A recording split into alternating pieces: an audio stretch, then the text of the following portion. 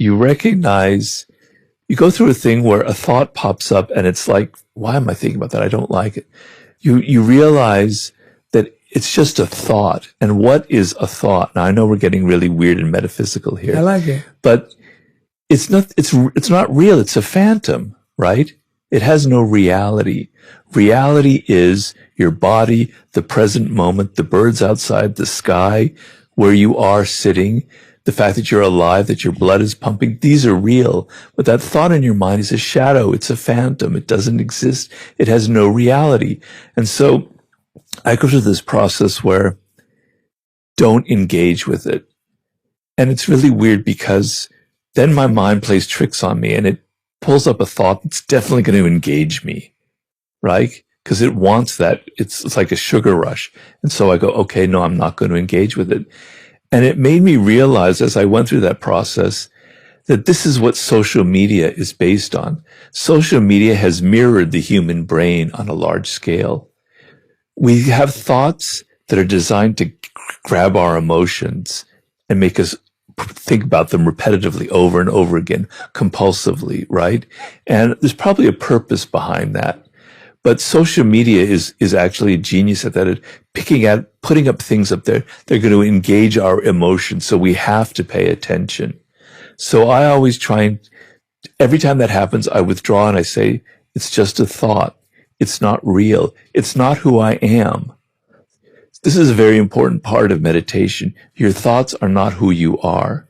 They're a separate part of yourself. You are something different from your own thoughts. I don't know if that means anything to you. It does, definitely. And while we are not our thoughts and we are not our mind, our thoughts become our reality.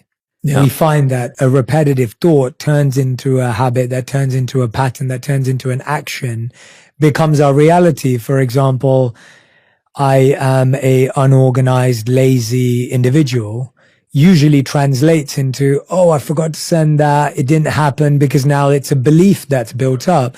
And so it's so fascinating that something that's so not real becomes so real.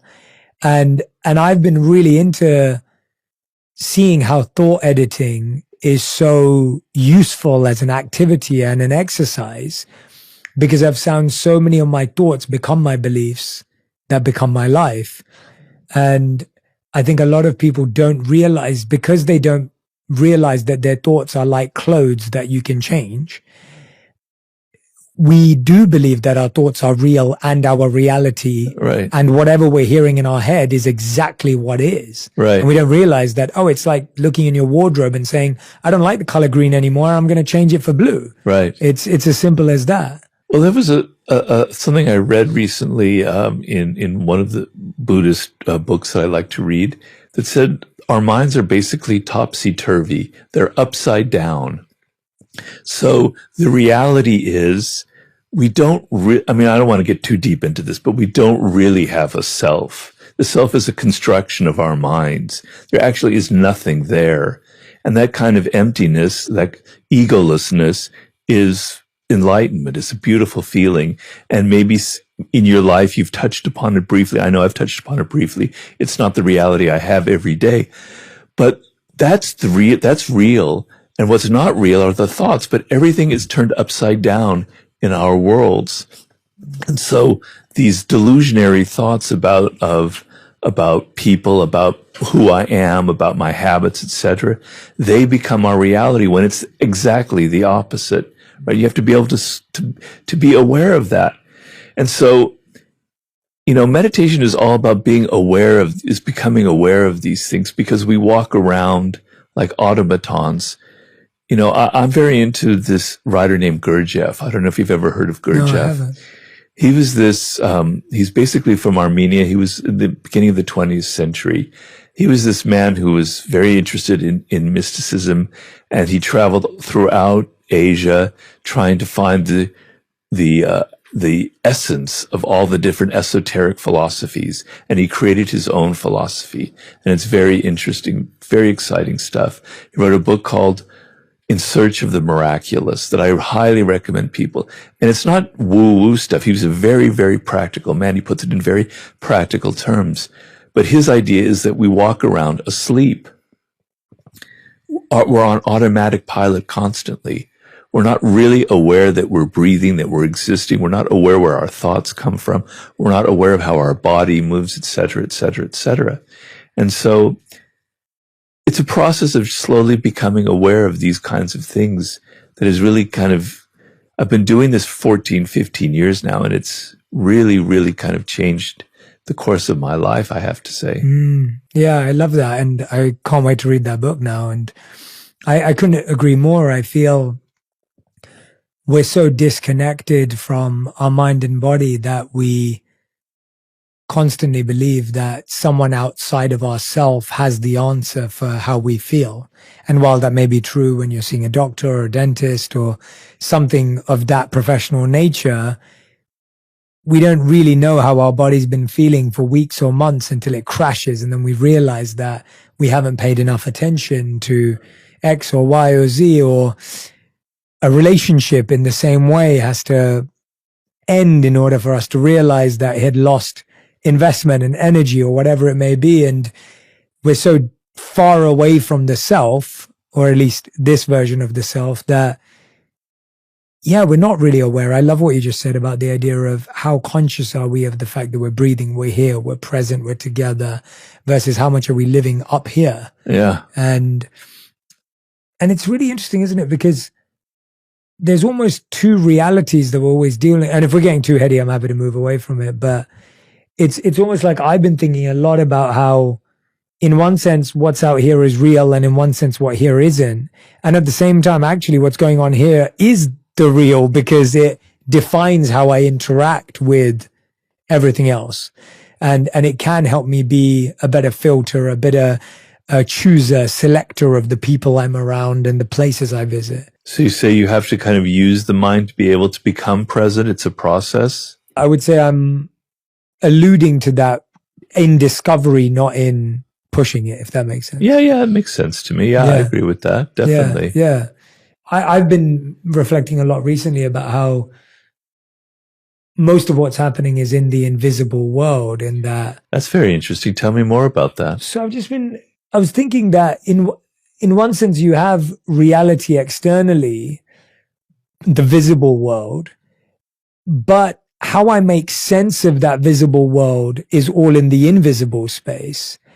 And ultimately, how I make sense of it is the reality that I experience, regardless of what's happening around me, which is why we realize that people we all are telling ourselves stories and narratives all day long, but how we're processing what we're experiencing is our reality, as opposed to the event or what someone said or social media, as you gave an example. Like, I can either sit here and say, like, I know that when I wake up in the morning and I start scrolling on social media, my mind is now moving 10 times, 100 times faster than if I don't do that.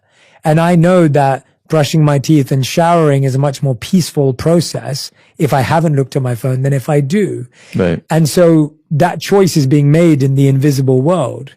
And the visible world is simply something I'm interacting with and taking from or being affected by. Well, so we mostly live in amid things that are invisible. Yes. Right? Symbols, etc. Yes. Language is a symbol. It's not reality. And so things like government and social behavior, they're rules and codes that we abide by, but they're not visible. They're invisible, yes. Right? Yeah, definitely. And we're not aware of that. And so we're trying to raise our awareness of the invisible world. I'm always trying to raise my awareness of, why do I process this way? Where does this come from? Where's this idea taking root? That's it's a very interesting process to go through. Yeah, it's hard. It's not clear. It's not like here's the step-by-step process. It's just something I've been engaging with a lot. Yeah. Yeah. I like to try and go through a thing where I question all of my beliefs and things of where does that come from? Why do I believe that? Why has that become something that's so hardened into my brain? I believe that about myself and who I am, about other people. I continually try to challenge it and look at what might be the source of it, and then maybe say it could be the opposite, right? And actually it can lead to a lot of problems because it's like my mind is always swimming and I'm never really think anything is certain. I'm always, saying the opposite side of it. But I think in the end, it's a very healthy process. How do you, I love where we're going because it kind of comes back to your same point, your earlier point about how someone of strong character knows how to take criticism, which means they know how to deal with the opposite of what they think or feel.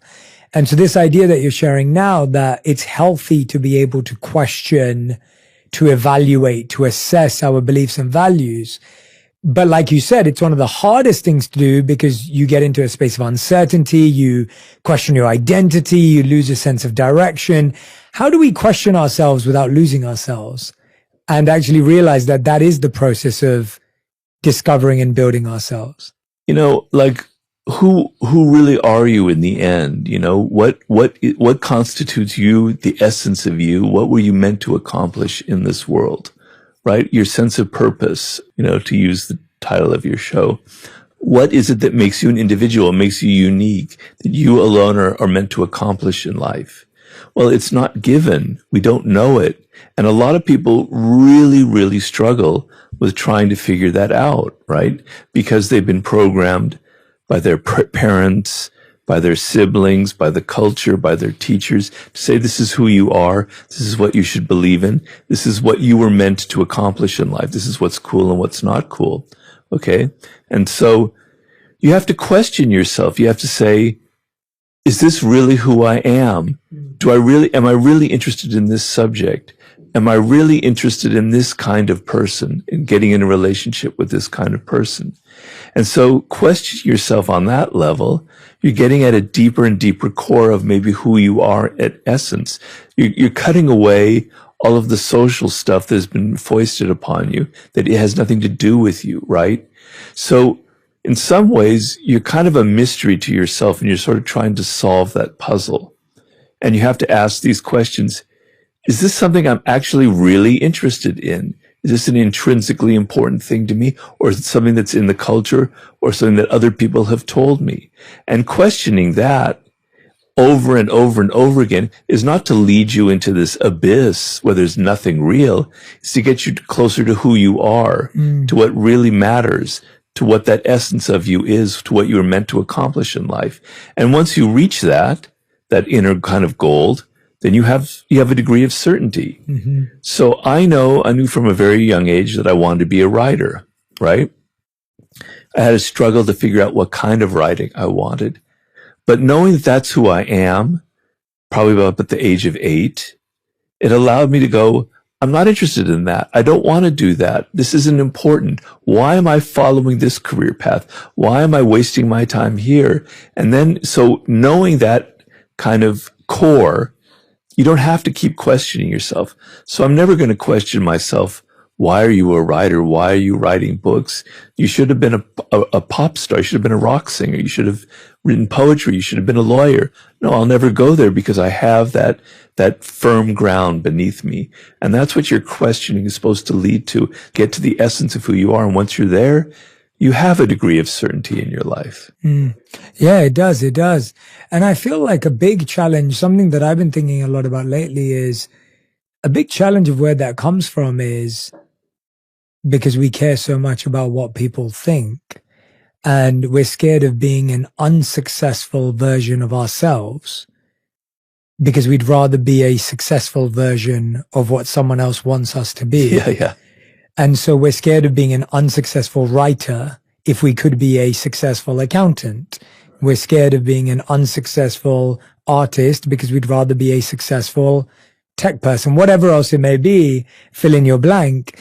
And because what we think people think of us has such a strong hold on us that we can't pivot to our passions, we can't maneuver to our purpose, we can't accept that maybe I'm not what this person wants me to be.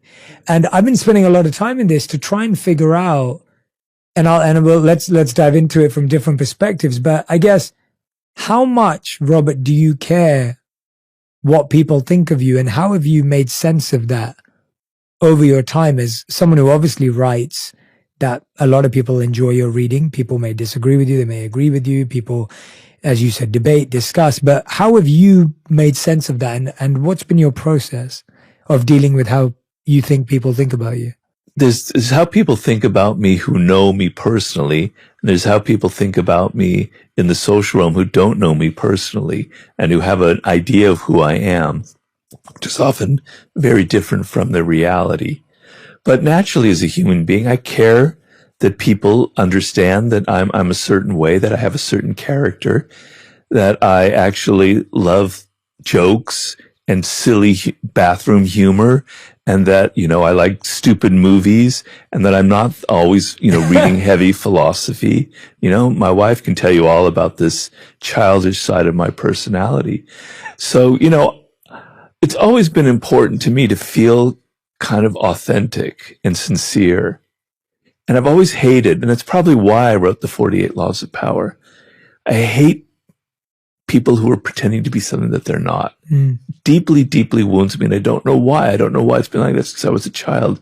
Maybe I suspected that in my parents, the kind of falseness that upsets me deeply. And so I wrote the 48 Laws of Power because I felt people are such hypocrites. They pretend that they're not interested in power, but that's all they're interested in, right? They wear this front like, oh, I just want to help people. I just want to make movies and culture and art. No, you're interested in power. So it's always been deeply important to me to kind of reveal what's really going on in someone and to sort of feel that way about myself. So when I don't feel like I'm myself, when I feel like I'm faking it, and sometimes, to be honest with you, Jay, being a kind of quote unquote self-help guru, it feels false. It doesn't feel like who I am. I feel like a bit of an imposter. That's not really what I wanted to be. Can relate to that. I just wanted to write books. I love ideas. I love thoughts. I love expanding my consciousness, right? So the feeling that I'm not being who I am and that other people are kind of glomming onto that is upsetting to me. Yeah.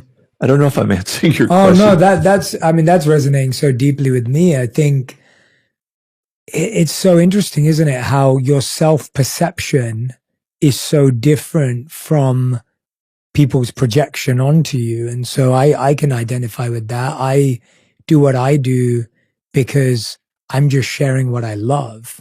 So I love meditation. I love wisdom books. I love traditions. I love ancient wisdom and modern science and seeing the parallels between the two. And I just love talking about that and sharing that. Yeah. And I don't think I've ever thought of myself as a guru or a guide or that kind of individual. But we in society, if someone shares or teaches or gives insight or advice, we box them or bucket them as that. So same as you, right. We'd go in the same bucket, even though we kind of do similar things, but very different things. And we probably have some similar interests and some different interests. And it's interesting how there isn't a space. Like I often say to people, I'm just trying to be everyone's spiritual friend. Like that's my goal. Like I'm that guy who's introducing my friends to cool things that they may not have come across, whether it's Eastern spirituality or wisdom or whatever it may be. Like I'm that guy, and that's all I want to be. I don't want to be anything else. Right. But it's hard when you almost get put on a pedestal, even though you didn't ask for that or didn't want that. Well, people's perception of you can almost become how you perceive yourself if you're not careful. For sure. And so that's why I keep coming back to myself and going, is that really who I am? Yes. I don't think so, Robert. And also, I actually I'm a flawed individual. I'm a flawed human being. I have, blind spots in my nature. I have compulsions that I wish I didn't have. And I don't like this idea that people think I'm this powerful person who's figured everything out, because I'm not. That's why, I wrote the book, The Laws of Human Nature. It was because I understand that I shared the same flaws, that I have narcissistic tendencies, that I too can feel envy, that I have moments of grandiosity. So I'm not comfortable with the idea like that I'm this somebody that I'm not, that the perception of me is. But that's what happens to a lot of successful, famous people. They become trapped in what other people are thinking about them. They become trapped in that image. And I honestly think I could be way off base, but I'm thinking of somebody like Anthony Bourdain, who committed suicide. I think he was burdened and weighed down so much by how people thought of himself, and it wasn't who he was. And it kind of made him feel deeply uncomfortable. Now, I'm sure there were many other issues going on, but a lot of times it can make you uncomfortable in your own skin, the way people perceive you, and it can lead to deep feelings of depression and a loss of who you are. Yeah, absolutely. I mean, could write a new book called The Flaws of Human Nature. It's like, thank you. It's well, that's what the book is. Yeah, really. yeah. It's the 18 dark corners of human nature. But yeah, that's a good idea. Yeah, it's just, a thought of like, it is true. There's a seeking of perfection, and there's a sense that we've created in the world of before and after, in the sense that if you look at like a workout program, and there's nothing wrong with this because it makes sense, but there's a before picture and there's an after picture. And if someone's wealthy, it's like they were poor and now they're rich, and everything's a linear before and after journey. And what we're talking about, and I fully agree with you on this, is that actually all of my challenges are cyclical and they're different. So it's not that I never feel envy anymore. It's that I feel it differently to how I felt it 10 years ago. And hopefully I'm a bit better at dealing with it and understanding it and engaging with it than I was 10 years ago. But it's not that it doesn't affect me anymore. Right. And same with spiraling thoughts. It's not that I don't have anxious or negative thoughts anymore because I'm enlightened. I still have those thoughts. I just deal with them better than I did 10 years ago. And I probably have more tools to help me engage with them. That's true. That's very true. And I think that cyclical nature is a wonderful thing to accept as an individual and as someone who's learning, because you then don't fool yourself to think, oh, there will be one day where I will no longer have a negative or anxious thought like Jay and Robert. Like, they probably never have it. It's like, well, yeah, you probably have less, but it's not that I never have them. Exactly. Right? Yeah. Yeah. And so that kind of idea of this before and after, I think, is what confuses so many people, because it feels like, oh, there is a point at which I never have to go back to being this version of myself. Well, that life isn't like that. It's weird sometimes because before the 48 Laws of Power came out, I was just this nobody living in a one-bedroom apartment in Santa Monica, rent controlled, never really made any money, never really had any success in life. And I was constantly giving people advice, but nobody would listen to me because I hadn't written the book. And suddenly the book comes out and I'm supposed to be a different person. It's very strange, but I'm actually the same person that I was when I was living in that miserable one-bedroom apartment, and giving out my advice that nobody listened to. Now people listen to it, but the only difference is because suddenly I have this credential, which is very strange. Yeah, I can relate to that in so many ways. I used to be mentoring, coaching people in my community. I would do these little events in London 10, 11 years ago now, where like 5 people would show up and it was, I was just doing it. I would speak at universities for free for years. Like it's been such a big part of my life to just do this. I've always wanted to be someone who's learning and sharing. That's what I enjoy. I enjoy learning and I enjoy sharing. And I enjoy synthesizing and making things simple and practical for other people. That's what I get my joy from. And I was always inspired by 2 quotes. One is Ivan Pavlov, where he said, if you want a new idea, read an old book. And so that's always been something that my work has been inspired by. It's always based on ideas that seem timeless, but they're and old. Very beautiful, yeah. Yeah. And then there's another thought from Einstein, which is another part of what inspires my work, which is if you can't explain something simply, you don't understand it well enough. And so these were the 2 kind of tenets that what I enjoyed doing in the world. And again, I don't think they're magnificent, miraculous, or brilliant. They're just what I'm meant to do. And there's such a beautiful significance and insignificance in that very understanding. Like, it's really significant building because I'm like, I know what I have to do. And it's really insignificant because I'm like, it's just what I have to do. It's not the best or the worst, or it's not comparative. Right. And I think that's how, when you're talking in the daily laws of power, that's kind of how, in different words, how you describe like your life's, your life's gift, your life's work, your life's path.